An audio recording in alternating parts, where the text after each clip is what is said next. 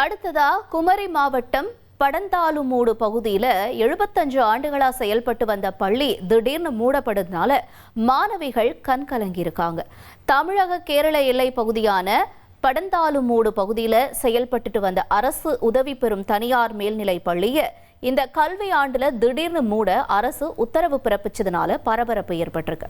நேற்றைக்கு மாணவர்களுக்கு இந்த முடிவு குறித்து தகவல் தெரிவிக்கப்பட்டதை தொடர்ந்து பள்ளியில பயிலக்கூடிய மாணவ மாணவிகள் என்ன செய்யறதுன்னு தெரியாம பள்ளி முன்னாடி திரண்டிருக்காங்க.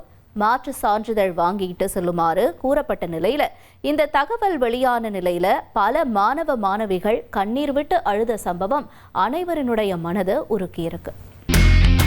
இனி செல்லும் இடமெல்லாம் செய்தி. தந்தி டிவியின் வாட்ஸ்அப் சேனலை ஃபாலோ பண்ணினா செல்ல இருக்கும் இடமெல்லாம் செய்தி. இதோ QR கோட் இப்பவே ஸ்கேன் பண்ணுங்க, ஃபாலோ பண்ணுங்க.